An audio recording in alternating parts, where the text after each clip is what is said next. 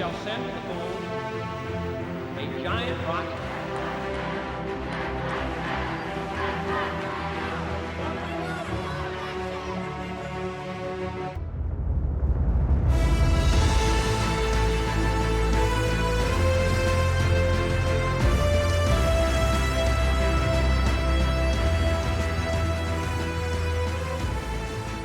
Hi, David Moore here. This is our third telecast dealing with the subject of America and prophecy. If you missed the other two, go to our website, lrltv.org, and you'll be able to see them in their entirety. When we left off last week, we'd reached the point of the invasion of the Roman Empire by several Germanic tribes. Among these were the Anglo-Saxons, who settled in England, the Franks, who headed to France, the Heruli, who settled in Italy, the Vandals, who migrated to North Africa.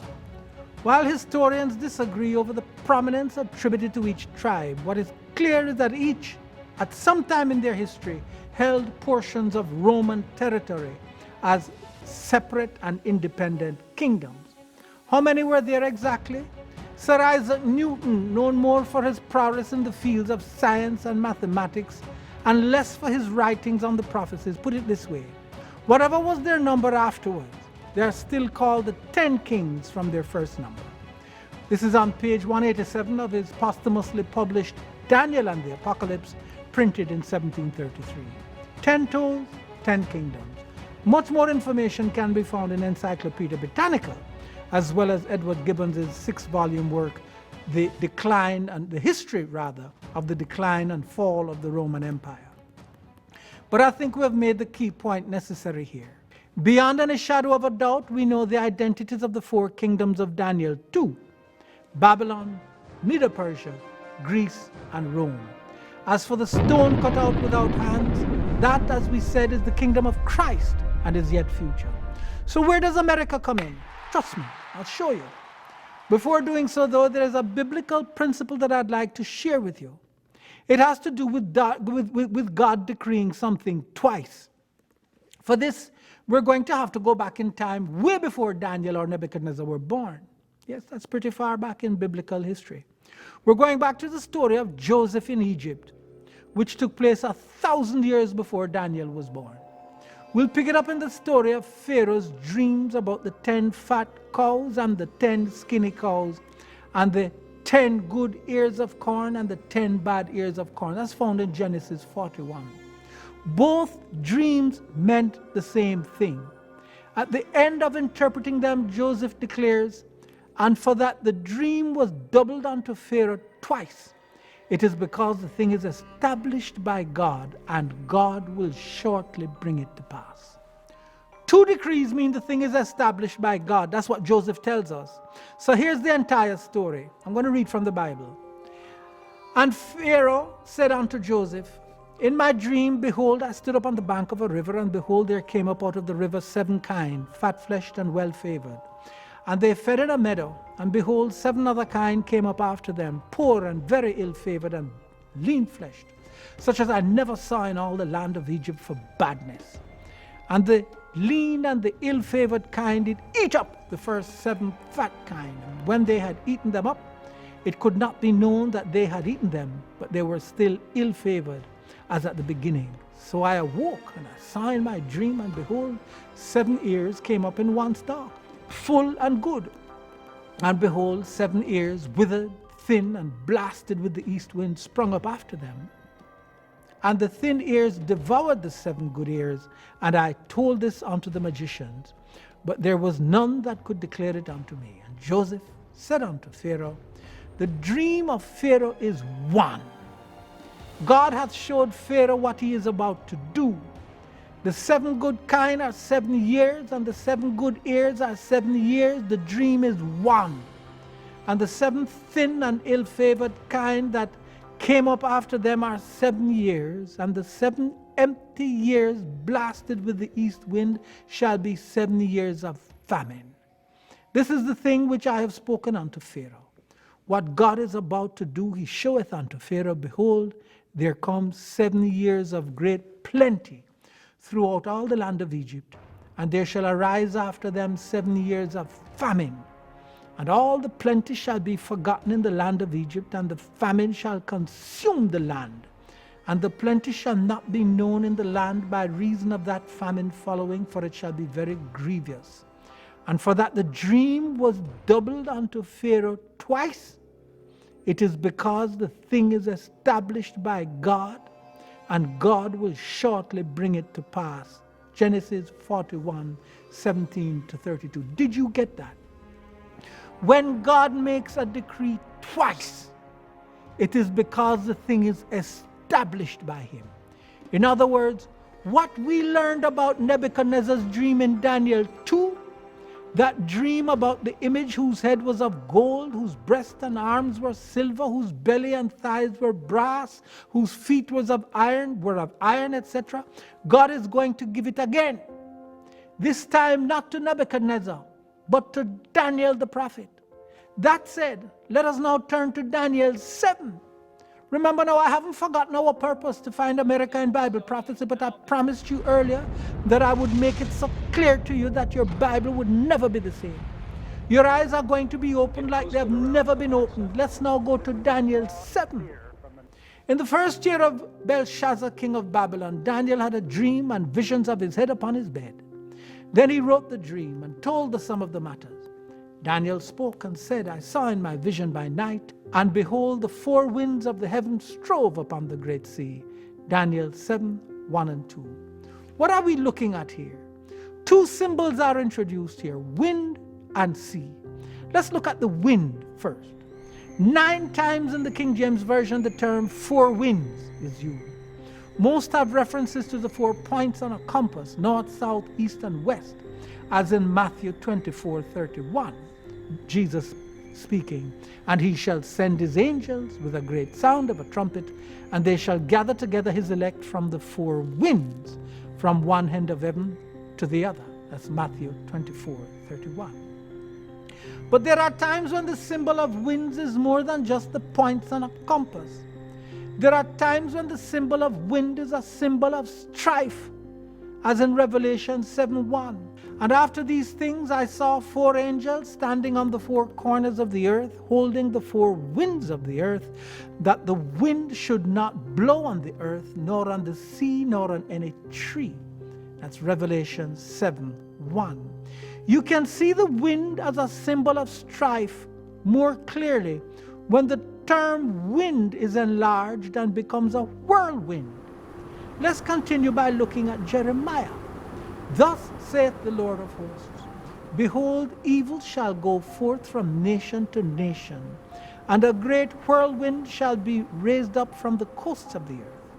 And the slain of the Lord shall be at that day from one end of the earth even unto the other end of the earth. They shall not be lamented, neither gathered, nor buried. They shall be dung upon the ground. Jeremiah 25:32, 33. And then again in Zechariah 7:14, but I scattered them with a whirlwind among all the nations whom they knew not. Thus the land was desolate after them, that no man passed through nor returned, for they laid the pleasant land desolate. Zechariah 7:14. So much for that. Let's turn now to the symbol of sea in Bible prophecy. Here is what the Bible says. And he said unto me, the waters which thou sawest, where the whore sitteth, are peoples and multitudes and nations and tongues. Revelation 17:15. With these 2 symbols in mind, wind meaning strife or commotion, and sea meaning peoples and multitudes and nations, let's go back and read Daniel 7:1 and 2 again. In the first year of Belteshazzar, king of Babylon, Daniel had a dream and visions of his head upon his bed. Then he wrote the dream and told the sum of the matters. Daniel spake and said, I saw in my vision by night, and behold, the 4 winds of the heaven strove upon the great sea. Daniel 7:1-2. Taken together, what the Bible is telling us is that in the first year of Belshazzar's reign, Daniel had a dream and visions in which he saw the 4 winds striving or howling or blowing upon the great sea. This is a clear allusion to strife bloodshed, and war among the great masses of people on the face of the then known world. This is the context, the setting for what he sees next. 4 great beasts coming out of the sea. And 4 great beasts came up from the sea, diverse one from another. The first was like a lion and had eagle's wings. I beheld till the wings thereof were plucked, and it was lifted up from the earth, and made stand upon the feet as a man, and a man's heart was given to it. And behold another beast, a second like a bear, and it raised up itself on one side, and it had 3 ribs in the mouth of it, between the teeth of it.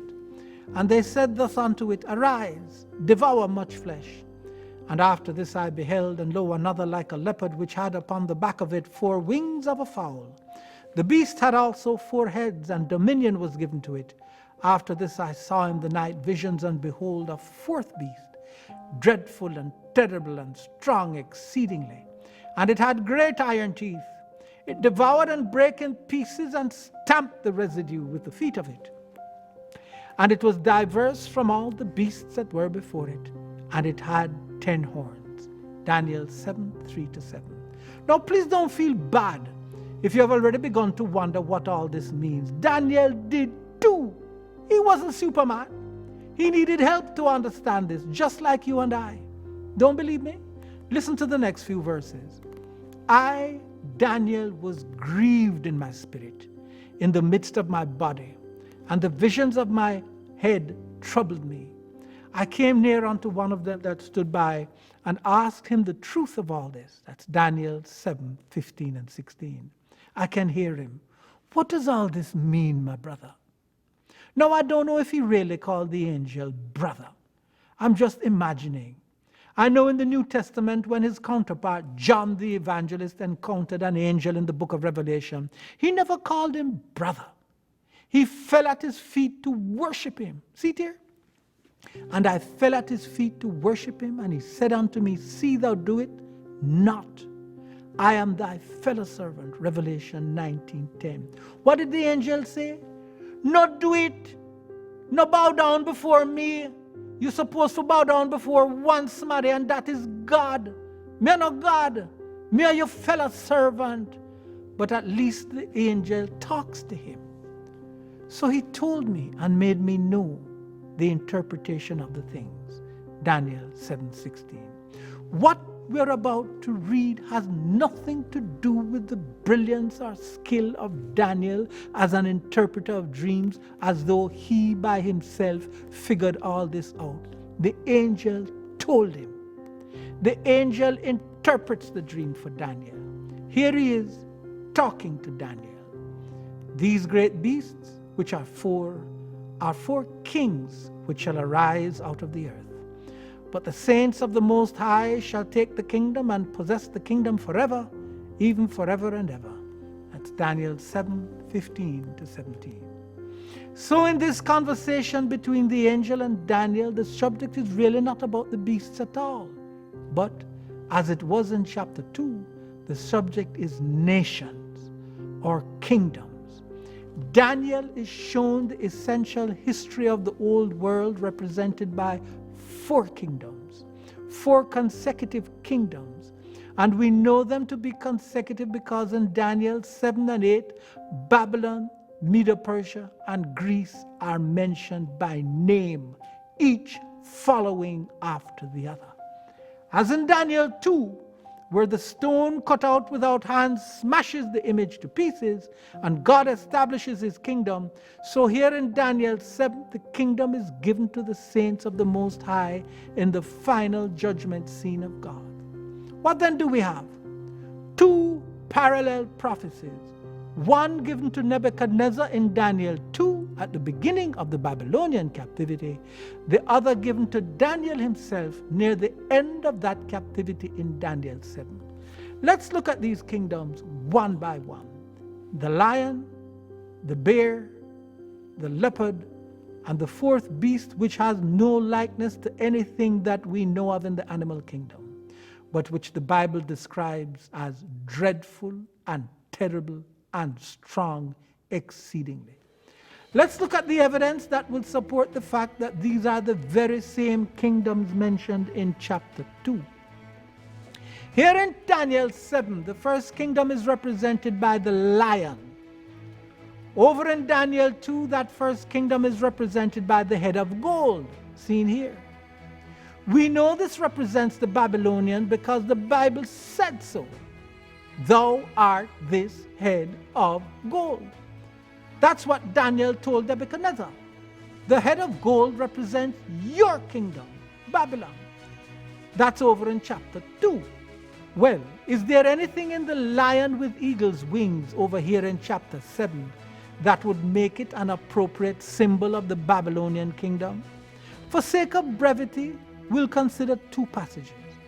Oh, I tell you, it's wonderful when you let the Bible interpret itself. Come, I said, let's look at them. First is Jeremiah 50 and verse 17. Israel is a scattered sheep. The lions have driven him away. First, the king of Assyria hath devoured him. And last, this Nebuchadnezzar, king of Babylon, hath broken his bones. Jeremiah 50, 17. Babylon is likened to a lion. But this lion has wings. What's that all about?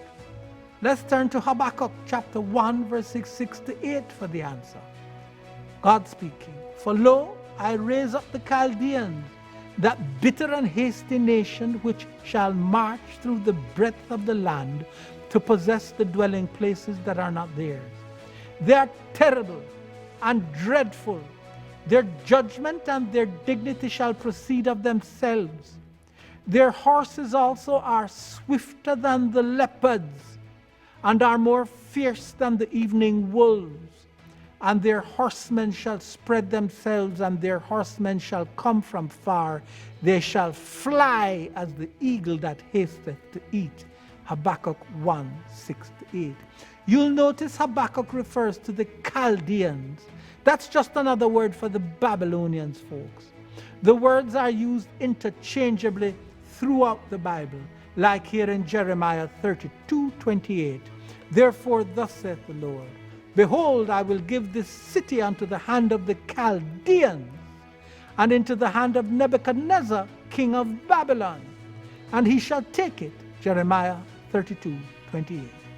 Here in these verses, the Bible likens Nebuchadnezzar and the Babylonian kingdom to lions, and not just lions, but lions that fly upon their prey like eagles. That's the definitive proof of where this new prophecy in Daniel 7 is beginning, with Babylon. Interestingly, inside the Pergamum Museum in Berlin, you can still see lions on the reconstructed 2,500-year-old Ishtar Gate to the ancient city of Babylon. Originally constructed by Nebuchadnezzar at around 575 BC. In the early 20th century, the gate was excavated and it now is on display for the admiration of the world. It's as though it is shouting to the world. In Daniel 7, this new prophecy, the lion represents Babylon, depicted here in this picture at the British Museum, which we visited in London as part of another documentary. All right, so much for the lion. What about the bear? Is there anything in Persian history that would lead us to suspect the bear is a symbol of Persia or modern-day Iran? Well, there's nothing that I could find. Although as I dug, I came to realize that in the northwestern reaches of Iran, to this day, brown bears roam freely. The Persian brown bear is similar to European brown bears, we're told, except they are larger. Nowadays, there are only 500 to 1,000 of them living in Iran, and they are a protected species in the country. So why would the Bible have chosen a bear to represent Iran in this prophecy? Well, let's look a bit closer. We are told the following about this bear. And behold, another beast, a second, like to a bear, and it raised up itself on one side, and it had 3 ribs in the mouth of it, between the teeth of it. And they said thus unto it, arise, devour much flesh. Daniel 7, 5. The fact that the bear raised itself upon one side is no doubt an allusion to the two powers that initially comprised this kingdom, the Median and the Persian, with the Persian ultimately dominating. The three ribs in its mouth, most commentators see in these three ribs the three major powers or provinces overcome by this empire: Babylon, Egypt, and Lydia, with its capital Sardis in western Turkey. We know the name Sardis from the book of Revelation, but we're not going there now. Are you comfortable in identifying the bear with the Persian Empire? I am. It's a lopsided bear with three ribs in its mouth, the three main kingdoms it conquered. The next beast that we see in Daniel 7 is the four-headed leopard. Here it is again. After this I beheld, and lo, another like a leopard, which had upon the back of it 4 wings of a fowl. The beast had also 4 heads, and dominion was given to it. Daniel 7:8. So what do we have? A lion, fitting symbol of Babylon, a bear representing the Persian kingdom, and a 4-headed, 4-winged leopard that, if we're correct in our analysis, should represent what kingdom? Greece, of course. While looking up the characteristics of the leopard the other day, I found this in National Geographic. The leopard is so strong and comfortable in trees that it often hauls its kills into the branches. By dragging the bodies of the animals aloft, it hopes to keep them safe from scavengers such as hyenas.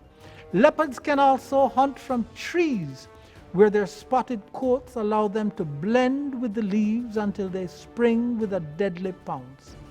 These nocturnal predators also stalk antelope, deer, and pigs by stealthy movement in the tall grass.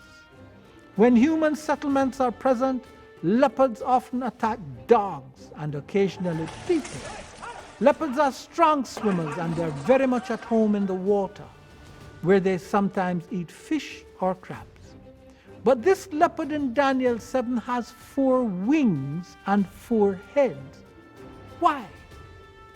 Well, the 4 wings clearly denote speed. And Alexander the Great, if nothing else, was fast, super fast, tutored in the fields of literature, science, medicine, and philosophy from age 13 by the Greek philosopher Aristotle. Alexander, as we said earlier, conquered the then known world by age 32. In the process, incredibly, he never lost a battle. The city Alexandria, the second largest city in Egypt even today, is named after him. This city became the intellectual and cultural center of the ancient Mediterranean world for much of what's known as the Hellenistic Age, or the age between the death of Alexander and the beginning of the supremacy of the Roman Empire in 31 BC, and was at one time the largest city in the ancient world before being eventually overtaken by Rome. That's Alexandria we're talking about. It is courtesy of Alexander and the influence of the Greek culture that the New Testament is written in Greek. That was the language of learning even before Christ's birth. Remember the inscription that was placed over the head of Christ on the cross? And a superscription also was written over him in letters of Greek and Latin and Hebrew. This is the King of the Jews. Latin, of course, was the language of the Romans. Pontius Pilate, who presided over the trial of Jesus, was in fact a Roman, and the 5th governor of the Roman province of Judea. So of course the inscription or the charge against Jesus would be written in Roman. As for Hebrew, Hebrew was the language of the Jews, so it was natural for that to be there. For Jesus' trial occurred where? In Israel. So of course the charge against Christ would be written out in Hebrew as well. But why Greek? The use of Greek on that inscription is a testimony to the influence of Greek culture and learning even upon the Jews. The books of the New Testament, Matthew, Mark, Luke, John, Acts, Romans, the book of Revelation, for example, were all written in Greek. What English is to the world today, the lingua franca or bridge language that allows Russians, for example, to communicate with Saudi Arabians and Japanese to communicate with Americans, Greek was in the days of Christ. The common language, the common tongue, the cement, the glue that allowed people of different languages to communicate with each other. When people of different nationalities spoke or wrote to each other, it was done mostly in Greek. And the Bible was not to be excluded. This fact is due largely to Alexander and his incredible military conquest, seen here again on this mosaic from Pompeii, which spread the Greek culture not just here to Pompeii in Italy, but to much of the then known world. But this third beast didn't just have 4 wings, brethren, indicating its speed. It had also 4 heads, a symbol most commentators believe of the 4 divisions into which Alexander's empire was broken by his generals after his death. Now let me confess something here. It's not as though I had or have these things stored in my brain. I've had to go to the history books here to confirm what I'm about to tell you. Here are the names of the 4 generals: Cassander, Lysimachus, Ptolemy, and Seleucus. Cassander had Macedonia and Greece in the west. Lysimachus had Thrace and parts of Asia. Ptolemy had Egypt, Lydia, Arabia, and Palestine. And Seleucus had Syria and the rest of Alexander's empire to the east.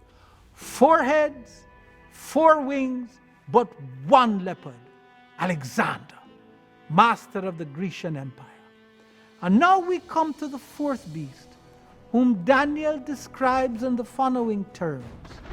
After this I saw in the night visions, and behold, a 4th beast, dreadful and terrible and strong exceedingly. And it had great iron teeth. It devoured and brake in pieces, and stamped the residue with the feet of it. And it was diverse from all the beasts that were before it, and it had 10 horns. Daniel 7:7. Here again the Bible is trying to tell us something. Apart from the fact that this kingdom follows the Grecian kingdom, what other clue does the Bible give us as to its identity? Answer: the inclusion of the metal iron in its imagery. Just as the image of Daniel 2 had iron no place else but in its last division or in its feet, so the 4th beast of Daniel 7 has iron, this time in its teeth. Iron in the feet of the image of Daniel 2, iron in the beast of Daniel 7. Another strong clue that we're talking about the same empire here, the one that followed Greece, the Roman Empire. Now we come perhaps to the most intriguing part of the prophecy, the rest of the description of the 4th kingdom. When we left off looking at the 4th kingdom, the Bible said it had 10 horns, just as the image in Daniel 2 had 10 toes. Now the story continues.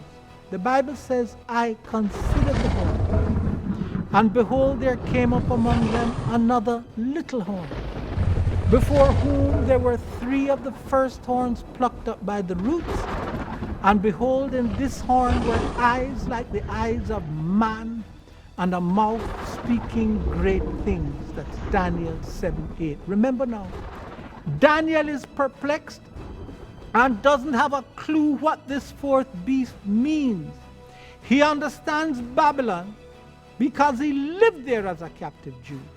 He understands Medo-Persia, which God over in Daniel 8 told him would be the power that would conquer Babylon. And from that same prophecy of Daniel 8, he understands Greece, for Greece was the power predicted to overcome the Persians. But who is the 4th beast? And who is this little horn? Here he is in verses 19 and 20. Then I would know the truth of the 4th beast, which was diverse from all the others, exceeding dreadful, whose teeth were of iron and his nails of brass, which devoured, brake in pieces, and stamped the residue with his feet. And of the 10 horns that were in his head, and of the other which came up, and before whom 3 fell, even of that horn that had eyes and a mouth that spake very great things, whose look was more stout than his fellows. I beheld, and the same horn made war with the saints, and prevailed against them. That's Daniel 7:19-21. Remember now, Daniel goes to the angel and asks, what do these things mean? Who is the 4th beast? Who is this horn in his head, before whom 3 horns fall? He doesn't have a clue who these are. And what does the angel tell him? The 10 horns out of this kingdom are 10 kings that shall arise, and another shall rise after them. And he shall be diverse from the first. And he shall subdue 3 kings.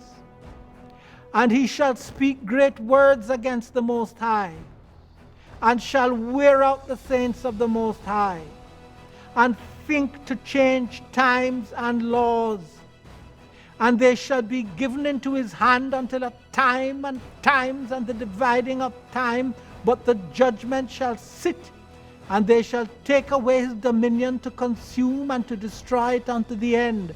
Daniel 7:24-26. Now, friend, there is a lot packaged into these verses, all of which point to not just the 4th kingdom, but the little horn, which would come later in the life of this 4th kingdom. Before we come to America in the Bible, it is important that we identify beyond a shadow of a doubt this 4th kingdom and this little horn that would arise out of it. History tells us this 4th kingdom is Rome, ultimate conqueror in the Greco-Roman wars. But who is this little horn that is to make war with the saints? Let's go over the identifying marks of this little horn. 1, it arises out of the 4th kingdom. 2, it comes up after the 4th kingdom has degenerated into 10 smaller kingdoms. 3, it shall be different from the 10. 4, it subdues 3 of the 10. 5, it shall speak great words against the Most High, that is God. 6, it shall wear out the saints of the Most High. 7, it will think to change times and laws. 8, they, meaning the saints, shall be given into his hand until a time and times and the dividing of time. 9, in the end his dominion shall be taken away. Well, first of all, what is the meaning of this new symbol, a horn? Let the angel speak. The 10 horns out of this kingdom are 10 kings that shall arise. Daniel 7:24. So we're talking about kings or kingdoms again. For there is no king without a kingdom, right? But then what? A little horn emerges after the 10. Remember we said the invasion of the Germanic tribes took place between the years 351 and 476 AD. You can look that up on Google. For that matter, check Gibbon's Rise and Fall. Check Britannica Encyclopedia. Check out the History Channel. Those dates are absolutely firm. 351 to 476 AD. That's the period during which the vast, sprawling Roman Empire would be overrun by these Germanic tribes. So this little horn, or what starts out as a little kingdom, emerges and does its work of uprooting 3 of the Germanic kingdoms after the year 476 AD. Well, what does all this mean? Now let me confess something to you. While going to school at Jamaica College in the 1960s, I hated history. I had no use for it. Every chance I could get, I skipped the history classes. Now here I am, about to teach the biggest history lesson in my life. I'm age 70, And this is when I've been called upon to teach it. God will do that, you know. When your life is surrendered to Him, He'll make you love the things you used to hate, and you'll hate the things you used to love. How did the Apostle Paul put it? Here he is in 2 Corinthians. Therefore, if any man be in Christ, he's a new creature. Old things are passed away. Behold, all things are become new. 2 Corinthians 5:17. My friend, the simple fact is, when it comes to themes like the one we've been studying of 4 world empires, you'll never see Bible prophecy for what it is without having some basic knowledge of history. Prophecy compels you to study history, and that's what we've been doing. The first part has been easy enough. Babylon, Medo-Persia, Greece. But now we've come to this 4th kingdom, Rome, and the 10 kings that were to emerge in his latter days, and the one that would come on the scene after them and uproot 3 of them. Who is this power? Remember, through the prophet Daniel, the Bible has given us 8 solid clues that must be fulfilled before number 9, which is when the power is itself destroyed. Here they are again. Number 1, it arises out of the 4th kingdom. Number 2, it comes up after the 4th kingdom has degenerated into 10 smaller kingdoms. Number 3, it shall be different from the 10. Number 4, it subdues 3 of the 10. 5, it shall speak great words against the Most High. 6, it shall wear out the saints of the Most High. 7, it will think to change times and laws. 8, they, meaning the saints, shall be given into his hand until a time and times and the dividing of time. Who is this power that is going to figure so largely in finding America in the Bible? Well, let's get at it. Some of you watching this already have your suspicions. But we can't walk into a court of law with suspicions. If we're to press charges, as I will do today, we must have proof. And that's what I'm going to give you today. There is only one power on earth that fulfilled these 8 indictments or charges laid out for the prophet Daniel. One power that arose out of the Roman Empire, or that we could say came into prominence or grew into a kingdom after the Roman Empire had been invaded by the 10 Germanic tribes. One power that was different from these 10 tribes. One power that subdued or overcame 3 of them. One power that spoke and still speaks great mighty words against the Most High. One power that year in, year out, for over 1,000 years, slaughtered millions and millions of the saints of God. One power that has thought to change God's laws and times. For that's what the Bible is talking about. Changing man's laws is nothing. This power set its heart to change God's laws unapologetically, and has claimed to have done this very thing. There is one power that would exert its will over the saints of God for a time, times, and the dividing of time, which is a term which we'll get to and define shortly. One power on earth has fulfilled all these, and we'll look at that power in our next episode. He who hath ears to hear, let him hear.